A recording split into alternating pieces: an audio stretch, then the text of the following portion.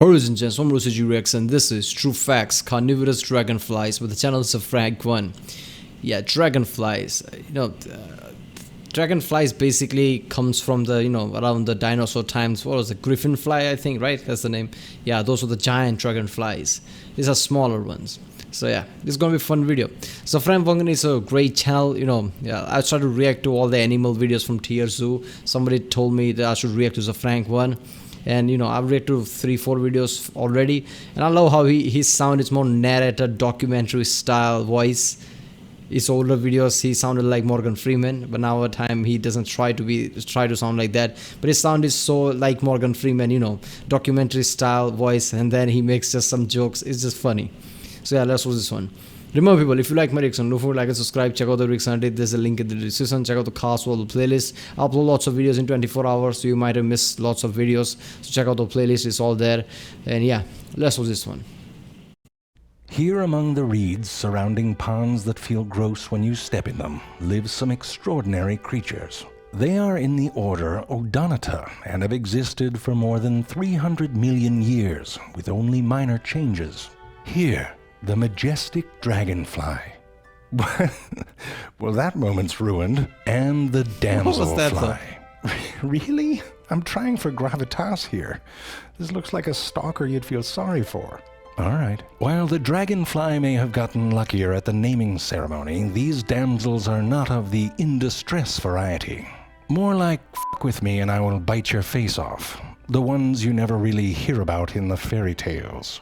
To understand the marvel of biology and engineering that is the odonate, we must begin in the waters below. Their lives begin as cute little larval nymphs. Nymphs. Unlike the caterpillar, which takes a time out in a sleeping bag to transform into adulthood, odonate larvae continuously molt, shedding their outsides up to 17 times before they reach their adult form. These cute little babies are carnivorous hunters from the start. When they are small, they eat small things like the tiny crustacean ostracoda. Kind of looks like he's just eating the faces off those things. Basically, dragonflies, when they hatch first time, they're in the water. Then they do that 17 times and they're still in the water. And then when they reach the adulthood, they get out. Because, that looks kind of like dragonfly, but not the normal dragonfly, the photos you've seen. So they go through a lots of changes apparently. The cookie than the cream, as my mother used to say. As they grow, however, they devour almost anything they can catch with the moxie of a drunk college student who found half a breakfast burrito in their mini fridge. Some nymphs stalk their prey out in the open, while others, like skimmer dragonfly nymphs, are ambush hunters, taking a page from the bobbit worm and hiding in their hidey holes before they pounce. They will even, on occasion, eat their own. It is ridiculous to see, right? Like if you put any animals in some kind of a different environment, different, like if it's a land thing or a water thing. These dragonflies, basically when they're young, they are in the water, obviously, so they don't spend their whole lives there. And yet when they are in the water, they start to adapt. I mean, some of them like, screw it, I'm just going to use the stealth thing. There are lots of water predators do that. I'm going to just go below the ground and wait for something to come. So it's ridiculous to see how different type of animals and insects adapt to environment. And just a side note here, but if you're planning on doing this, start with the head. But first, cannibalism is not a good look for any species. Nobody wins. Odonate nymphs hunt using their labium, plural. Important distinction, the following has nothing to do with the human labia, which thankfully has not evolved in this direction. Yet. The odonate labium is like a weaponized lower lip.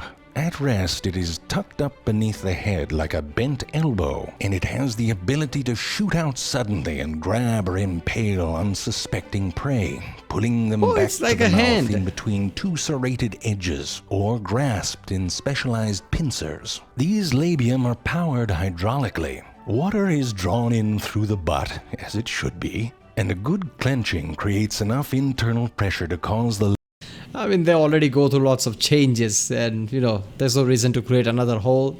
The butt is available there. Why not use that for water? Damn. They're literally hydraulic arm. God damn. Labium to pop out like the eyes on one of those little squeezy stress dolls. You can try this at home. All you need is a bathtub, a muffin, and a go-get-'em attitude. Muffin. Nothing will happen, but you might lose a roommate. Now, the anus of the dragonfly nymph is not your ordinary run-of-the-mill anus. Let's try this. Close your eyes. Go ahead and picture an anus. Put a little hat on it if you want. Whatever you're thinking right now, it's not that. That is your very own imaginary anus. You're welcome. You can keep it. Unlike the damselfly, which has external gills, the dragonfly nymph's gills are inside its butt. No judgment. That is where it breathes. At the end of the dragonfly nymph abdomen, it has something called an anal pyramid. Trust me, don't Google this term. This isn't a pyramid made from anuses. That would be different. This is 5 rigid structures that can close the nymph's butt, which helps it with the butt breathing, but also assists in locomotion. Water can be expelled forcefully in a sort of fart jet, allowing it to avoid predators, chase prey, or just do it for fun. You got to be kidding me. They literally fart themselves and spearhead forward. What is this? I never thought something like this. You know, if I just saw this video without seeing the title, I'm like, what is this? Which insect is this? But no, it's dragonfly. I highly doubt most people don't even think of dragonflies are like this. I would. I'm doing it right now. After up to 6 years in the water, the odonate nymph is near its final transformation. An intricate system of tubes within its body will have to transition from getting oxygen from its gills to breathing air through spiracles, little holes in its body's external surface. This hardcore little bastard leaves the water behind and ventures out into the world. Yeah, it develops all these things, like I said, like inside the water, like hiding below the ground and things like that. Lots of water-based animals do. Then it just gets out of the water. Now it's on the land. Now it's how to, adapt on the land. Dragonflies, go through all this transformation and adapts how to basically survive in the environment. It finds a perch, and like a hipster trying to get out of a pair of tight, skinny jeans, it must wriggle and contort itself. With one final sit-up, it is free from the last shell of its larval skin. I have to say, that looks like it would be very satisfying. Like popping a zit, except you are the zit, and what comes out of it. Adult odonates may live for only a few weeks or up to a year, and with mating season approaching, it's time for fairy wings and fur. Kind of like getting ready for Burning Man, but without the arguments over who's bringing the weed and who's bringing the nutter butters. The newly emerged adult is teneral or soft and must harden while blood-like hemolymph is pumped into its swelling veiny wings. Damselfly adults generally have long, slender abdomens, wide-set eyes, and wings that rest like a roof. They have names like Eunice or Marvin. Is he cleaning his butt with a raindrop? Yeah. It's like a line from a poem. Dragonflies tend to be a bit more meaty, eyes closer together, and wings spread out at rest. They have names like Okay, why is it doing that though? Why is it making that kind of face? Carol. While human entrance to adulthood is marked by pimples, useless hair on our genitals, and college debt, the adult odonate gets frickin' wings. We totally get screwed. These 2 pairs of ultra-flexible wings look a bit like stained glass windows that were made by a coke addict being attacked by a squirrel, who was also a coke addict. Each wing is attached to the thorax by separate muscles and can be maneuvered independently, allowing it to fly upside down, backwards, basically however it wants, reaching speeds up to 30 miles per hour. To catch their prey, they have traded in their labium for 3 pairs of legs, each with a flexy foot ending in a pair of claws. The front legs are often conveniently equipped with little spiny brushes that are used to clean their ginormous frickin' eyeballs. These magnificent balls of eye can see in almost all directions and are built from 30,000 highly sensitive pixel-like ommatidia that can sense all sorts of light, including ultraviolet wavelengths. The ones we use to look for stains on motel room Dragonflies can see ultraviolet? Damn. bedspreads, which is why you never see a dragonfly in a motel. Very kissable lips on this one. Yeah. All of these parts, So Dragonflies basically goes into a hotel and sees all the stains like hell no and just gets out. wings, legs, and eyes come together in a symphony of death. But these are no ordinary hunters. In laboratory settings, scientists have used their sciences to observe odonates catching 90% of the mosquitoes they stalk. Their tiny little brain can hone in on a specific insect and appears to be able to predict where it's heading. It then coordinates its head, body, and wings to find an optimal flight path which disguises its motion as it approaches. This allows it to intercept its prey in a sort of aerial ambush rather than just chasing it from behind. From a scientist's point of view, this is a marvel of nature. From the mosquito's point of view, it's more like...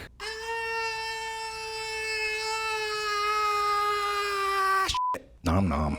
But the hunter... Man, so dragonflies are really efficient, really accurate.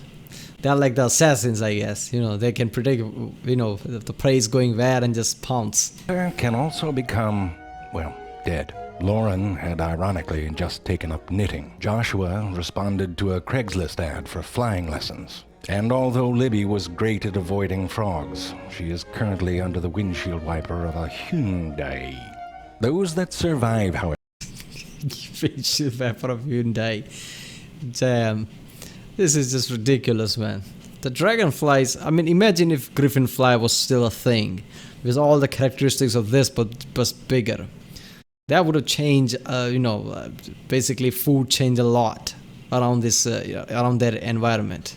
Because they are really precise. Because of their wings, they can, accurately fly in any direction, and they actually have the brain power to, predict where, flies and mosquitoes where they are going and just attack.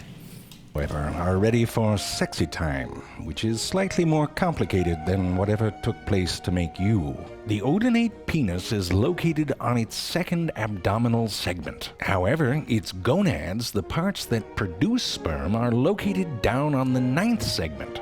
In technical terms, there is a great distance between the nutsack and the timmy. Like if you had testicles hanging down on your ankles like the little bells on an elven shoe. To mate, the male must put his gonads in contact with his penis to transfer sperm. Then, using claspers on the end of his body, he grasps a female's head. She then curls up her genitals to meet his mid-belly penis. And what a penis it is! It has specialized bristled lobes which are used to scrape out the previous suitor's sperm, so that things don't get mixed up. Think of it as putting that little divider in between your groceries at the checkout line. And imagine that your groceries were sperm. Same, but different. Try finding this position on Pornhub. It's complicated. Sometimes you have to watch to figure it out. I'm pretty sure you can find it. Knowing the internet porn and how diverse and how many of that is, I'm pretty sure you can find it. Oh, that's nice, giving him a closer view. At the end of the female abdomen, there is a single genital opening and a small ovipositor, which will be used to deposit her fertilized eggs. After mating, males will often stay attached or hang out nearby to help out, but also to make sure that their sperm doesn't get scraped out by some other dude. Some females, like this southern spread-winged damselfly, lay eggs inside the stems of plants, even venturing under the water with an assist or diving solo. This young couple is in search, forget it, for some, a nice... What the fuck was that? He just saw all that process, and in the end, the fish ate them. God damn, that's cold. bit of mud will do. Maybe baby wants the pond scum, or maybe the eggs are placed right freaking over here and here. However it happens, the circle of life for the odonate is now complete. Yeah. That is soft now. The thing surprised me about dragonflies is that obviously, they hatch in the water and then do the transformation for 17 times before getting out of the water. That's just, really complex. I mean, they have to adapt inside the water at the start, adapt how to hunt inside the water, and then get out from the water and adapt there. That is just ridiculous. Alright people, that was Carnivorous Dragonflies of the channels of Frank1. If you like my reaction, don't forget to like and subscribe. Check out the reaction I did. There's a link in the description. Check out the cast playlist, check out the end cards, and I'll see you next time.